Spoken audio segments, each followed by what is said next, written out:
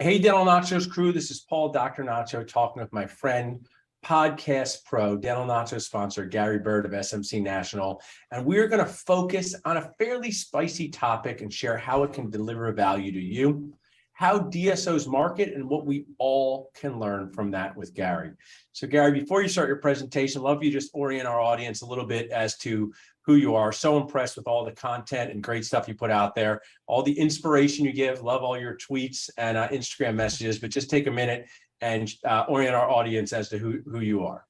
Yeah, same to you. I love all the positivity you're putting out there on social media and the way you think about things. So yeah, we are. My name is Gary Bird. I'm the CEO of SMC National, and we are a digital marketing company for dentists that want to grow. So we happen to work. We've been on the Inc. 5000 list two times in a row now. And so what I want to do today is kind of show people what is possible out there, what is going on in the dental marketing world. There's been a lot of changes, and what you can actually leverage to help your practice grow the way you want to grow it. Yeah, I love that message. You're welcome to share your screen and do your presentation whatever you would like. While you're doing that, I'll share. I feel like you can never drink enough water, right? Drink more water, right? It's very hard to maximize the amount of water you're going to drink to cause a problem. And I do believe, Gary, that message to be with dentists with marketing, because, whether you're looking to grow, whether you're looking to reframe your relationship with dental insurance, when we did that, and I'm fully out of network now, I didn't do that on just a whim. We marketed more before we did it. We marketed more after it. So really excited to hear what you have to share here. I'll just kind of be here in the background. I'll jump in if I think I can add value, Gary, but I'm turning it over to you. Awesome. So yeah, let me work through this really quick. So the name of our company is SMC National. Our company wise, we're always growing. So first thing that's really important to us is our teams should always be growing. And we really challenge our team to grow personally and professionally. And then in turn, they help our clients grow and your teams grow. So we have coaches and people who work inside of the organizations that we work with. And our goal is to make sure that your practices are always growing and your team's growing. And then in turn, our company is always growing. This is my family. So make sure you buy I have a lot of kids. So you got to make sure you buy dental marketing from me so I can feed them. That's impressive, Gary. I like that. And then, we made the Inc. 5000 fastest growing companies list 2 times in a row. This time was pretty fun to make it the second time. The first time it was extremely painful. I know what it's like to be a CEO and having to do everything else inside of your company at the same time. And our business about 3.5x, 4x in a very short period of time right after COVID. And it was one of the most stressful things that I've ever been through. So I can relate to a lot of the dentists that are in the chair, practicing every day and trying to build their organization and be a CEO. It's a very, very hard thing to do. And so my hat goes off to you because it is painful at times. But my goal today is to share some things with you to help your organization grow in a way that is more comfortable. So does anybody know who this guy is? He is an astronaut, obviously. He's the first astronaut to go into space. And he has a long name, hard to pronounce, but he's the first astronaut in space. And here's the interesting thing about this, Dr. Nacho. He lived at one point in a mud hut. Wow. Literally. So he lived in Russia. He was a Russian astronaut. And after World War II, the Germans came through and destroyed a bunch of stuff. And this guy as a kid literally lived in a mud hut with his mom. And by this time in his life, he was riding rockets into outer space. That's how much of a change happened in the world of technology just in his young life, just in a span of 20 to 30 years. And really, we've experienced the same thing in dental marketing. Unfortunately, a lot of people are still living in mud huts, and they haven't got to the place where the rocket opportunity has come yet, but it is coming, and it is available to those that want it.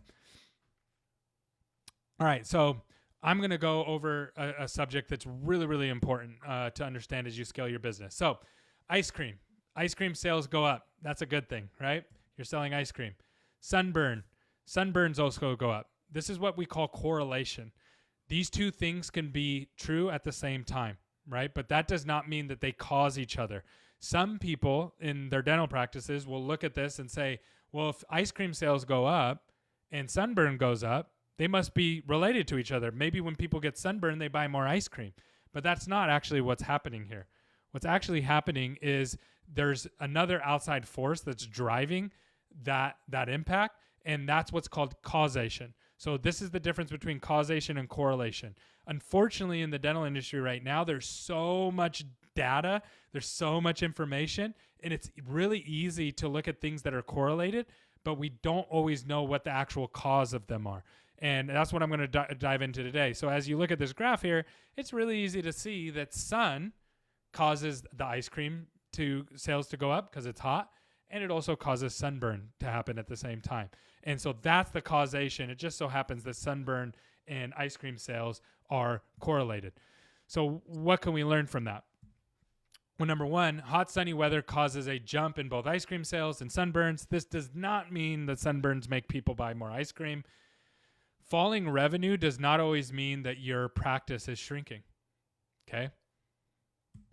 And good Google reviews does not always mean more new patients either, even though people will make a case for that. Those things are not, those just are things that are correlated, but not exactly, the causation isn't exactly there. Okay? I'll give you another example. So here's a real life example. Okay. So a new pay, I just slightly changed the numbers so they're easier to see. So up top, you have January. This office had 100 new patients. And you can see from the breakdown up at the top right corner is they had 50 marketing patients and 50 patient referrals. And they had 100 new patients. That's amazing, right? Great. Then February hits. February is much lower. They only had 65 new patients come into their office. They still had 50 from marketing, but they only had 15 from patient referrals. Guess what happens if you don't know how many patients are coming from marketing versus patient referrals in this situation? 100% of the time. I'm going to get an angry phone call. Gary, our marketing's failing. Change all of our marketing. It's literally failing, and we're not going to be able to hit our monthly goal. We're not going to be able to hit our quarterly goal. We're not going to be able to hit our yearly goal because our new patients have dropped. But those things are not necessarily related. They're correlated, but they're what is the actual cause? So why did our patient referrals drop? Has nothing to do with marketing, and vice versa, right? Sometimes patient referral numbers stay up and marketing falls. And rightfully so, you should go fix marketing at that point. But if patient referrals drop and marketing stays the same, guess what that means? That means you have maybe your hygienist quit. Maybe one of your associates quit. Maybe someone at the front desk is having a bad month and they're taking it out on all your new patients. Maybe one of your phone lines went down or something like that, right? I could give you tons of examples of why that might happen, but it happens all the time. So it's important that we understand what we're actually talking about and what are these things that are just correlated, or what is the outside cause that's actually driving this? So we already worked through this. So an office has 50 new patients, states that their recare rate is 90%, and then marketing is never ending and they never reach capacity. So this is another problem that we see all the time. So you're a dental office, you have 50 new patients every single month. What's your recare rate? Oh, we're 90%, but you never reach capacity. That's not possible. It's impossible to have that. If you do that for a year, if you get 50 new patients a month, your recare rate's 90%. In a year's time, you should have no more capacity. You're totally full. Turn off all of your marketing. Right. So why is this so true? So I talk to dentists like this every week. I talk to a dentist that's in this situation. The reason why is because they don't understand correlation versus causation. So I'll give you a couple of examples. So 50 new patients a month is great, but where are those patients coming from? 90% recare is great, but what is your marketing recare rate? Which is going to be totally different than your global recare rate. Global recare rate means it's all existing patients, all patient referrals, and all marketing patients. Those are all three totally different numbers. Yeah. And one of them you're paying a lot of money for, and it's the lowest, your marketing. So if you don't know that number, if you don't know how many recare patients that I'm actually getting from marketing and how many of them are actually coming back, then more than likely you're at like 30%. And that's why you keep spending money on marketing and your numbers don't go up. It creates a glass ceiling. Okay, number next.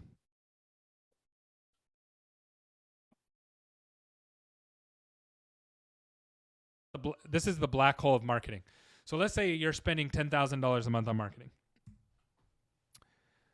on average, you're going to have about $3,500 right now going to unanswered calls of $10,000. So the question I ask everybody, if you're listening right now, what's your unanswered call rate? And don't say 100%, because if you say 100, I had a doctor yesterday. I was talking to her. She was from California, and she said, we answer 100% of our calls. And I said, I've never seen that before. You're the first person.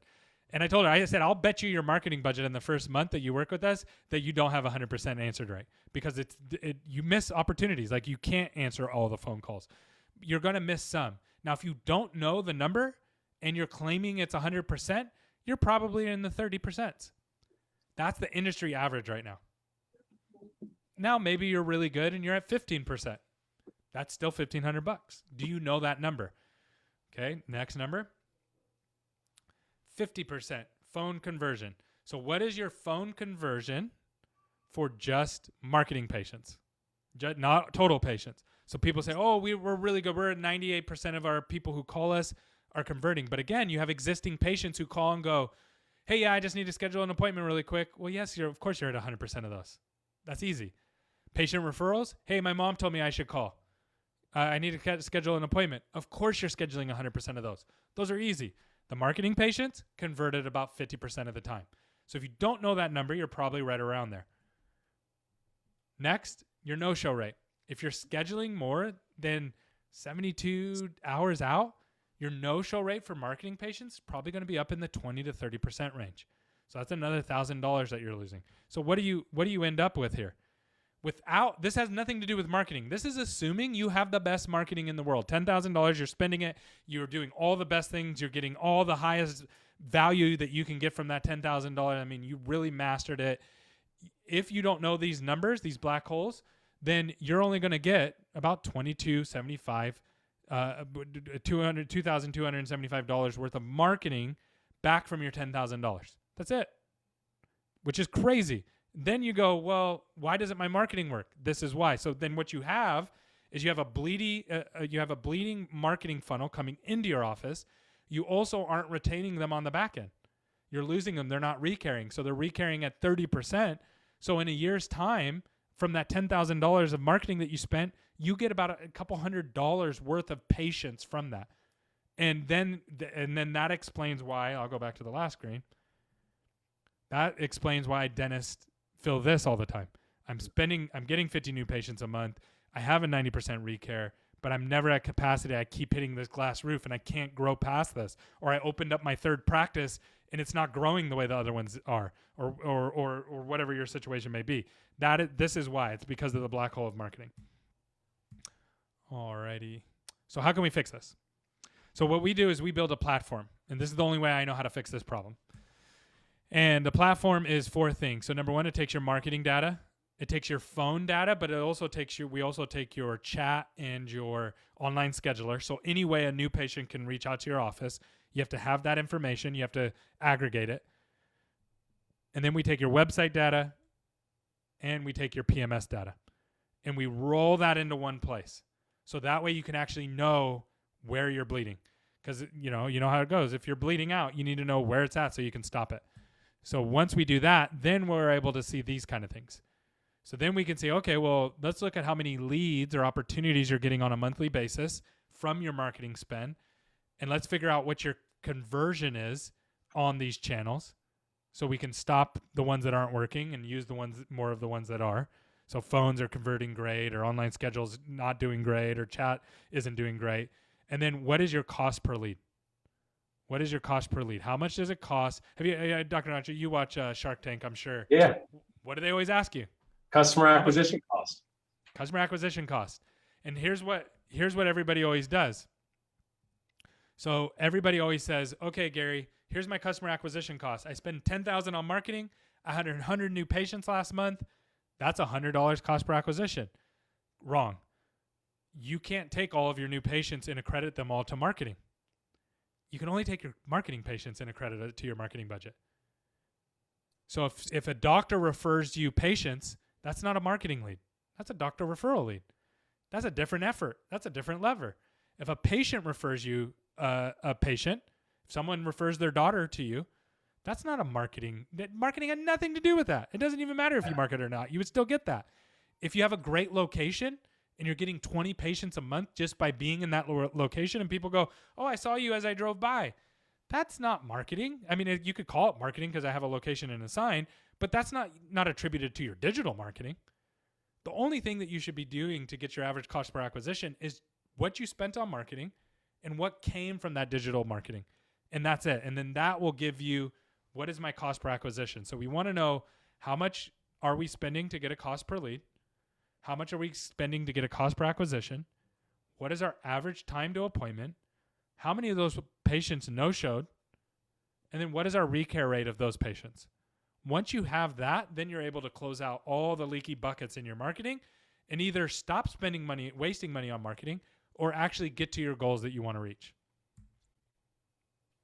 And this really does what it does at the end of the day is it removes the emotion from the marketing and moves it to data rather than fillings.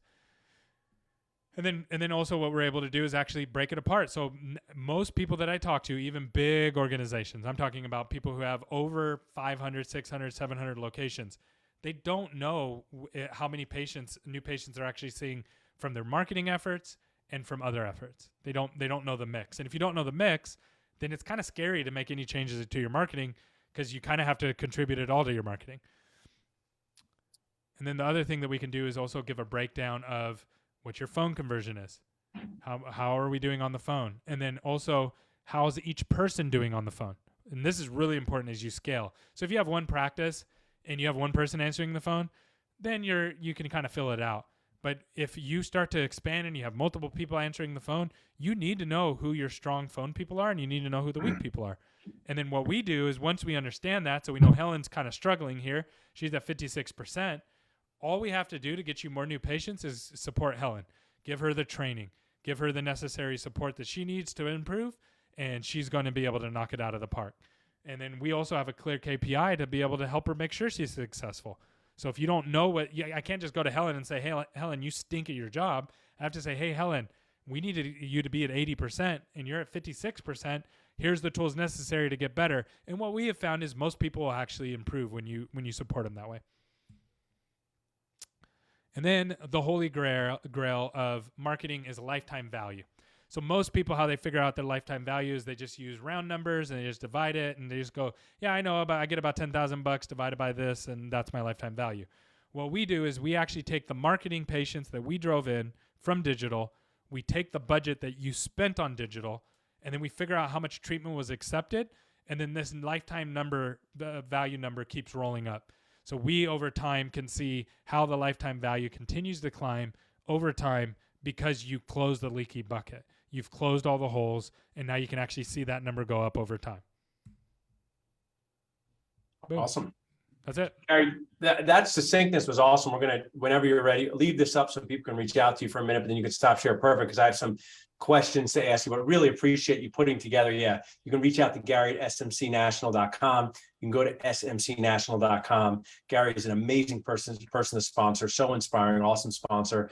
But now let's dig into some of these details a little bit with some Q&A and some questions that will help our audience. You could stop share now if you want to see me as big as possible. Most people do, Gary. That's their goal in life. See as big as possible. Some of the things that you really put together, just a phenomenal, just 20 minutes of looking at, especially the causation, correlation, cost per lead, cost per acquisition. I'm a big fan of Gary Vaynerchuk, Gary V. Love when he does Q&A and just delivers as much value from whatever question he gets with the understanding of, if someone said to me, Gary, hey, Paul, my mom needs an implant overdenture. Are those good treatment? A dentist is going to say, well, I need your mom x-ray. I need your mom this. I get it. But I would say, I'm Paul, the dentist, and implant overdentures help you chew and smile with confidence. You can snap them in and out, clean them underneath the sink. Those are one of the advantages. Fixed overdentures stay in all the time. They're harder to clean. So I can deliver value without knowing every piece of the mom's medical history. So I'm kind of setting you up with that, because these are just some painful questions I've gotten from my audience. So I had a very nice new dentist who did a startup practice that, Gary, my new patients have gone down. I'm not Gary, Paul, Dr. Nacho, my new patients have gone down. I'm very concerned. And my question, as someone who's not a marketer, but this question was, what is your marketing budget? And this is a brand new practice. who has a CBCT, and I see practices sometimes overspending in areas that do not deliver impact, and then underspending in areas like marketing. And he said $2,500, and many people in the community said, we have to get that budget up. So talk to us a little bit about budget for, we're going to talk about different practice, but new practice owners, startup practice owners. Is that the time to spend the most? Just deliver some value there. Yeah. So the first thing you want to do, not just for new practice owners, but for any business, is you want to spend a percentage of your revenue towards marketing. You don't want to just say, oh, $5,000. Everybody spends $5,000. And I don't know why dental's that way, but it seems like everybody just kind of goes, spend $5,000 per location.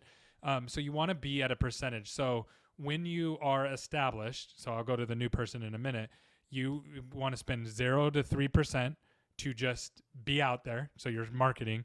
You want to spend 3 to 5, 6% to grow. And then if you need rapid growth, then you're going to spend up to 10%. 10% is usually about the roof, right? And so anywhere in those ranges, and again, it's not perfect, but those are ballparks for you. So now going to the new person, it really is going to boil down to this. What kind of treatment are they doing? So are you doing pediatric Medicaid, or are you doing all on fours and surgical? So the cost per lead on those is drastically different. So what's your avatar? Who are you actually serving? What's the clinical model that you're running that you want to attract? And that's the first thing that you want to do. You want to identify that. Once you identify that, then you need to go to a marketing company like us, and then I can get you your cost per acquisition. So I'll just use round numbers. Let's just use GP since that's the most general. So if you're GP and you're in not a big city, but you're not in a rural area either. You're in a suburb, and probably somewhere like you're near one of your offices, like a suburb of a city, right? Then you're going to be looking at, okay, well, my cost per lead might be $150, let's just say. So my cost per lead to make the phone ring cost me $150. How's your operational structure? Well, if you're a brand new office, it might be rough. You might be the one answering the phones. If that's the case, you're probably going to miss a lot of calls. So your phone conversion is going to be lower. If you go, no, we got a front desk person, they're going to be there, they're going to answer it days, I'm answering at nights, like I'm going to make sure all our calls are answered. Well, that's going to lower your cost per acquisition, right? So now we work all that out. Once you work out all your operational things, then you can say, okay, then your cost per acquisition is going to be $200 or $250. So then you say, well, how many new patients do I need a month? And let's say you say, well, I need 10. I'm just open one day a week or whatever, right? Well, okay, well, 10 times 250 is $2,500. Well, I actually need 20. Well, that's $5,000. Well, I need 30. Well, so on and so forth. So it's just math, but there is a person that has skills to be able to deliver that, right? Not everybody has the skill to do that. Some people are amazing website people. They make the most beautiful websites, and that's awesome. And you may want a beautiful website, and that might serve a purpose and has a value to it. But they may not be the best at driving leads, and there's nothing wrong with that. We need all kinds, right? There might be somebody out there who's amazing at building the most engaging social media interaction for people, and they just help you with the content, and they help you with strategy on that. And that may be amazing, or maybe something that you want. That's different than driving leads. And so just like when you first, if I came to you before you ever did a treatment and I said, hey, I want to do this treatment, you're going to have to kind of guess at what you want to charge for that and how long it's going to take you, right? Like there's some guesswork to it. But if you've done a treatment, you've done a filling, countless fillings, when I come to you and say, hey, I need a filling, and you look at it and go, yep, that's fillings this much. Like you've already built your whole operational structure into that, and you already understand that this is profitable for me at X amount of dollars to do that filling, Gary. So for us, we've already done the operational structure. We've already done it at scale. We can go in and look at an area, say, how many patients do you actually need? What's your operational bandwidth? Here's what marketing can deliver you leads, cost per lead. Here's our projection for cost per acquisition. I love that answer. And I think, I wish this new practice owner is a super nice dentist, and we're going to get him some help. Just had heard something like this before. They overspent in one category. One thing, dentists are good with objections, right? Our patients give objections. We give objections. You say one of the reasons to invest in marketing before a CBCT is so that people will come to you so you can place those implants. The CBCT by itself, I just want to let you know, no one's ever knocked on our door and said, hey, Paul, can I see your CBCT? I hear it's pretty cool, right? Yeah. It's not like Nintendo from back in my day. I don't even know what that is. Like that's a 3D X-ray machine that we use. Okay, I know what 3D. Okay, got it. prior to the implant. Now, I was using these weights prior to, I didn't turn my walking treadmill on for the noise, but I have these weights here. So I want to ask a stat, and my director of sales is watching, who I love his attitude towards life, and he's my age, maybe yours.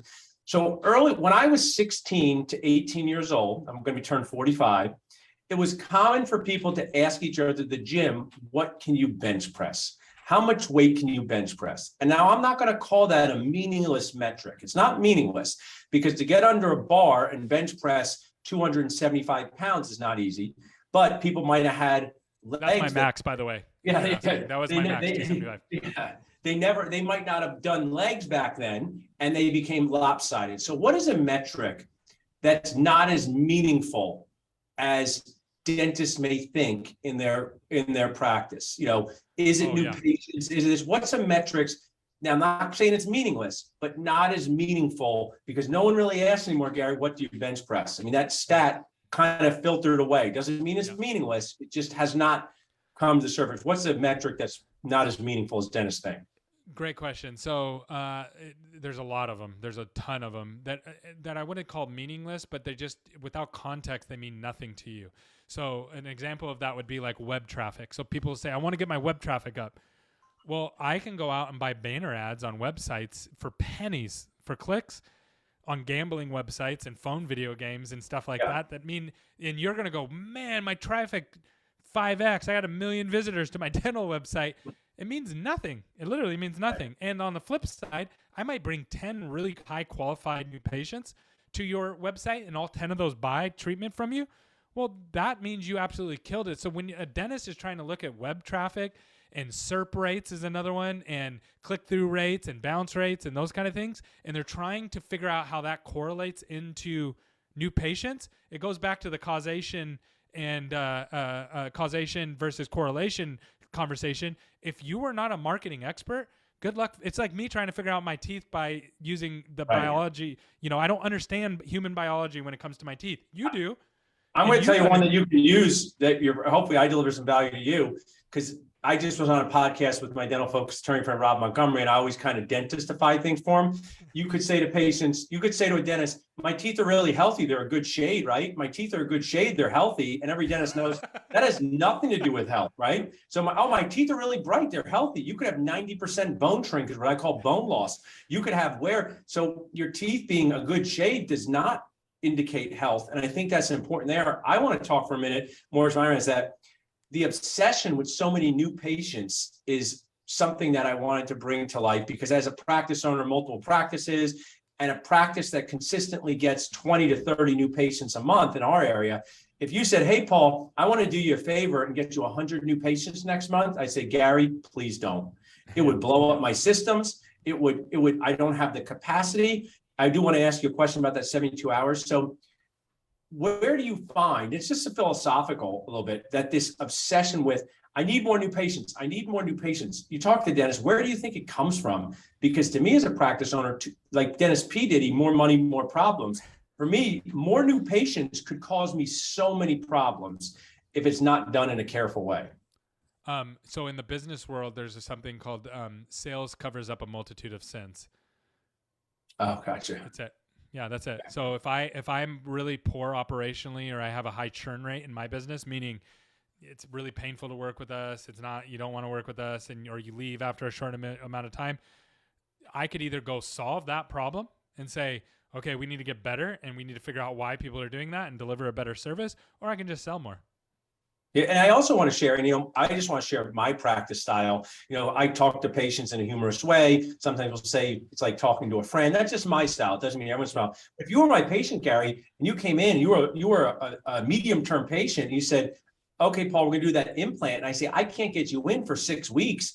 I would just feel bad about it, right? Like, I don't want to make my Garys wait forever because I'm seeing 20 new patients the next day. Now, that being said, new patients are super important because we block out time for them. But if my office manager is watching your brother, I do find, help me with this, I'm not really saying it's not possible, getting people in 72 hours for us is a problem. We do save new patient appointments, but it becomes a conflict when we have so many existing patients and we save 3 new patients, but then we need 6 new patients, and we wind up not meeting that 72-hour goal.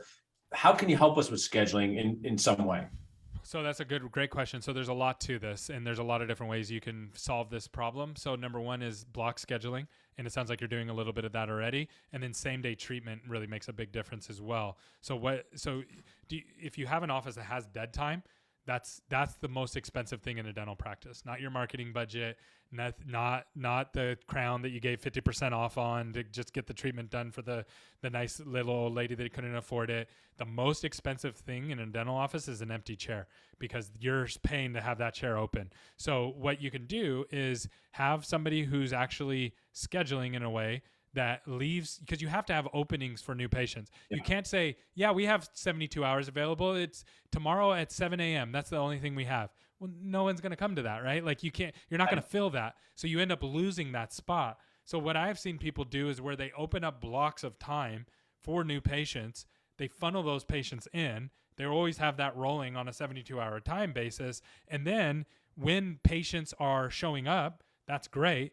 And then they flip them over to same day. And if patients aren't, then they're backfilling with other same day opportunities from other marketing patients. So there's always the patients that are coming in, it's kind of weird, but patients don't want to wait and come back multiple times.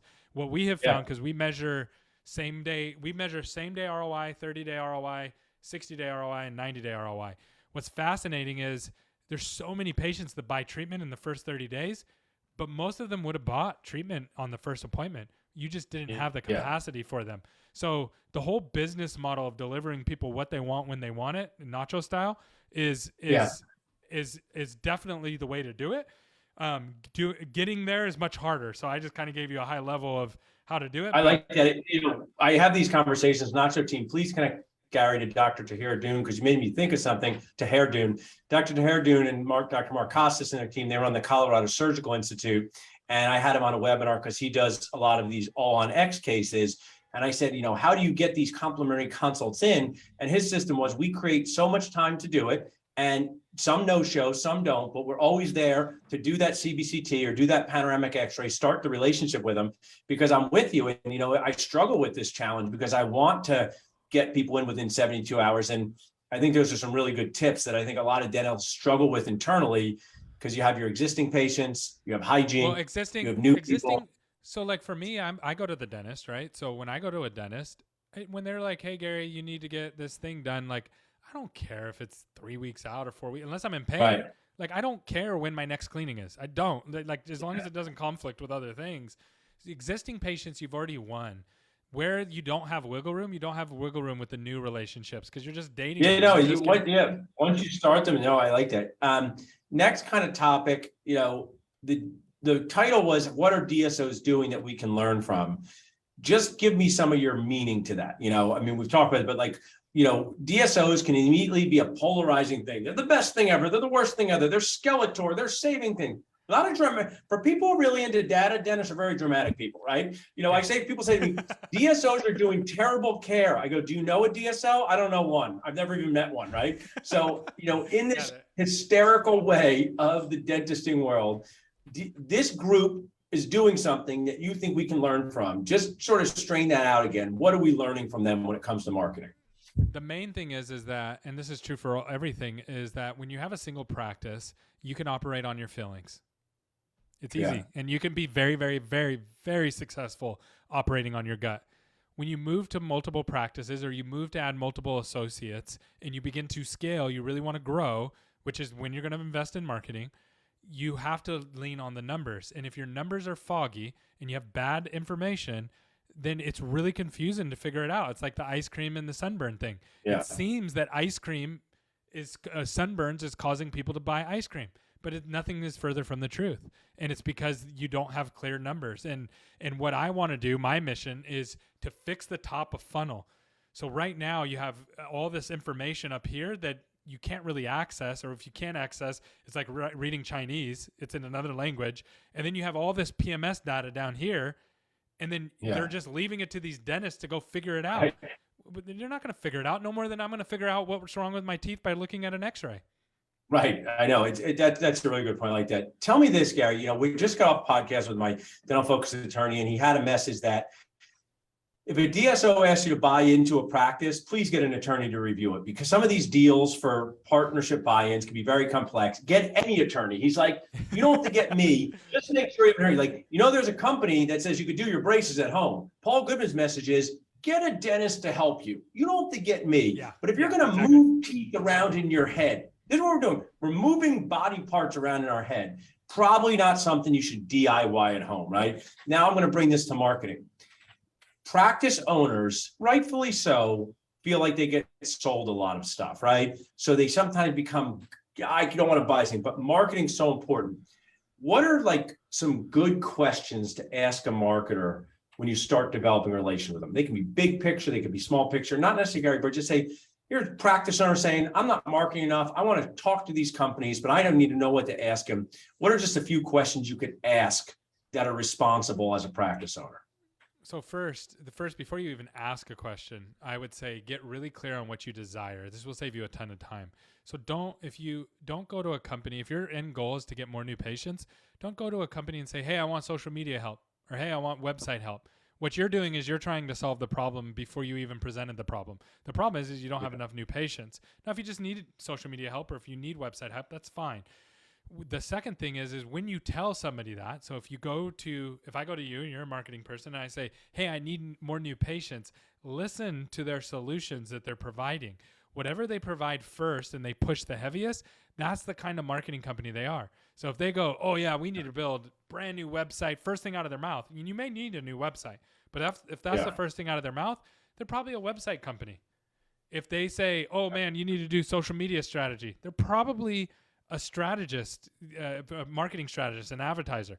Again, nothing wrong with that, but that's a different vein of marketing. If they say, well, great question. So you want 20 new patients. All right. How many new patients are you getting now?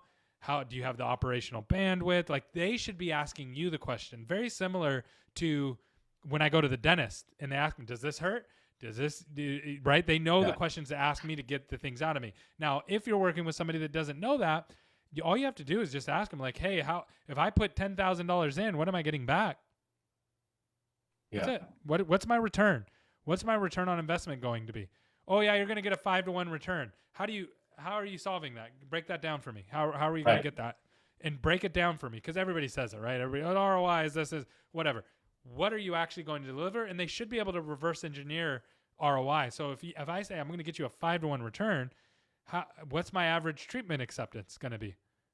Yeah, I like that. There's a great value. You're delivering so much, because I think I'm a big ATQ ask the question, and it's like, it's the questions you ask to the people you're going to develop relationships with, whether they're paid, whether they're personal, whether they're friends. And it's those early questions. If you go to a personal trainer and say, I want to get in shape, well, they have giant biceps. You're probably going to have giant biceps. And if you want to look like a sleek physique, it might not be anyone's quote unquote fault you wound up with giant biceps. You just didn't ask the right questions to begin with. I want to wrap us up with a question in a minute at the end, but I want you, before we do that, we have a great program with you.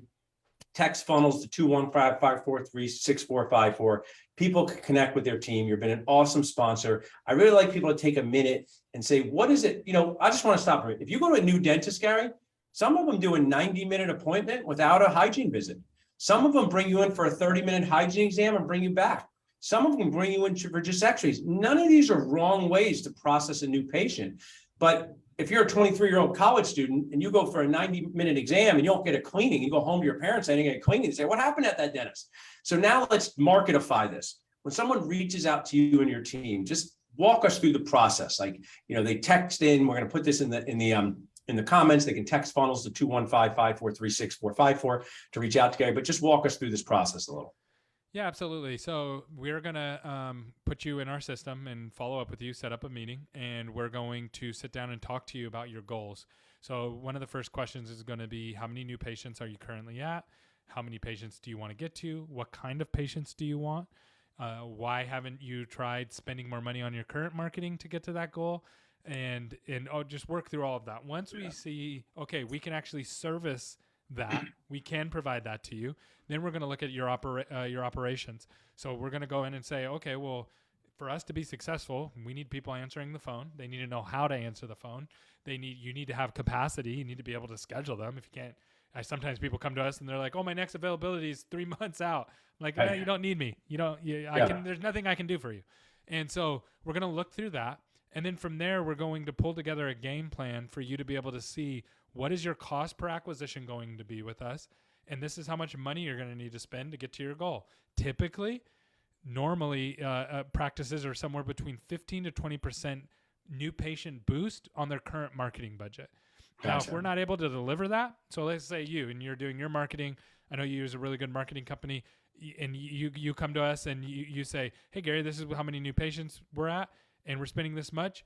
If I look at it and I go, "Oh, we can't, we're not going to be able to give you that much value above that. We can only maybe 1%, 2%." I'm going to say, "Don't change anything. Keep what you have. You're actually doing a pretty good job with what you have right now." And then you can go from there, and then you can rest at night knowing, "Hey, I'm actually getting a good result for what I'm paying." I love that. I have a motto for the dentist: just do the demo JDD with companies, because I believe that when you're passionate about something, I'm very passionate about patient communication. I'm very passionate about helping dentists buy practices. When people connect with me for any sort of complimentary consult, I can't help but be helpful. It's just in us, marketers, accountants. So you're going to learn something on these quote unquote free calls that will make you think different, act different. And I think it's the most amazingly ethical way to do business with people. I say, we got dental focused accounting sponsors, connect with them. And you know what, Gary, I do complementary implant consults. I don't do complementary other stuff, because when I do a complementary implant consult, I want to determine if I want to work with this patient. That's sometimes 5 minutes in, I don't want to work with them. So sometimes I don't like to exchange dollars on big picture relationships until I determine we're going to be a good fit. So dentists, sometimes these companies, they're also determining you as a fit so they can get you the right person. That's 100%. Like marketing's never been successful in any business in the world with poor operations. Never. Right. It never works, right? So we're always going in and saying, now, if you have broken operations, that's fine. We can help fix that, but it's more of a partnership at that point. So if you're like, "Well, nobody's answering the phones in my office, or they don't know how to answer the phones," that's fine. We'll help you fix that. But if we're not in alignment on it and you're not supporting us doing that, there's no way I'm ever going to be able to be as successful. And then you're going to fire me, and I don't like getting fired. So everything. And I think, Gary, I love that. And hopefully I helped you with, say to dentists, my teeth are in good shape. Aren't they healthy? I'm going to use that one. Yeah. This is my next one. Dentists often deal with, because teeth are emotional. Someone comes to me and I say, "What can I do to make you happier?" And they say, "I want my teeth to be brighter." And I want to say in my head, "What about the ones that are about to fall out in the back?" But I don't say that. I say, "That's a great goal, that's a great goal. And I'm a big Gary V and person. Yep. And it would be really helpful. We look at these ones that are wiggling in the back before we get to brightening your teeth." And I think you do the same thing with people's marketing. If someone doesn't, like you said, they don't have the operations right, I can brighten their teeth, but they're not going to be happy if they fall out. I think you guys do the same thing, and really fundamentally being responsible in making dentists aware of their weaknesses or vulnerabilities. We are marketers. We have a moral responsibility to be able to shoot straight with people and tell them what they need, and also at the same time try to give them what they want. And you do the same thing for your patients. And sometimes it's tricky, like what you said. Patients want this, but they need this, and you got to get that aligned. And that's we're constantly working on that, because that's what our job is. Yeah, I like that. Well, I want to share that, I'm Dr. Paul Nacho Goodman, dentalnachos.com, dentistjobconnect.com. So my awesome friend and sponsor, Gary Bird, SMCnational.com. But we're not over yet. I want to share this last question, Gary. I think I would love for you to help us, because I love your content on this. Being a business owner is not easy. Being an entrepreneur is not easy. What is something you wish you did sooner as an owner or an entrepreneur that you totally get now, but you wish you did sooner? I have my answer. I'll say mine second. But what is your answer? So easy. So I used to think, and don't judge me for this, but I used to think that culture was a buzzword that people used to sell books. That's it. I thought it was just a joke. It's whatever. People just want to work and make money. And as long as you show up and you have, a product that you're ready to offer, everybody's going to be happy. Nothing could be further from the truth. Culture really, really matters. You can play a huge, I've impacted more dentists and more people by how we treat our team than anything else I've ever done before. And that's huge to me. So building a culture for me is my number one job. And then my team then turns around and does an amazing job for all of our clients. And I really believe that's the pecking order that I need to focus on. And I believe that it provides the most win-win situations. I wish I would have known that earlier. I would have not hurt as many team members. I wouldn't have disappointed as many clients, but I didn't. And now I do know that. So that's why I post about it all the time. I love that answer. And that's why I say a dentist, when you ask a dentist, would you become a dentist again? Not a good, they're just going to say probably yes. Say, what do you wish you did sooner in your career different? I'm going to share mine, and it actually hinges with that.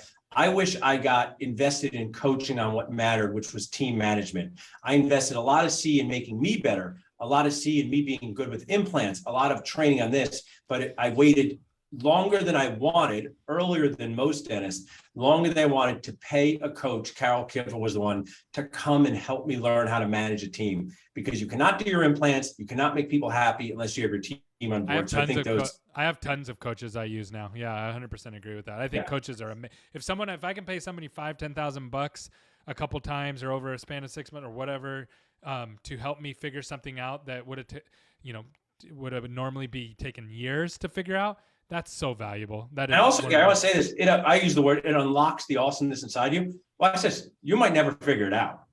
Just bang your head against the wall. It doesn't mean the wall's going to change. So dentists go, just wait to learn it. I go, I know 6-year-old dentists who never learned it, right? No one taps you on the shoulder at 58. Said, it's been 30 years of you not knowing what you're doing. Today's the day you figure out how to treat your team with respect. So Gary, love this content. So appreciate you being part of what we do at Dental Nachos, and we'll have you back on again.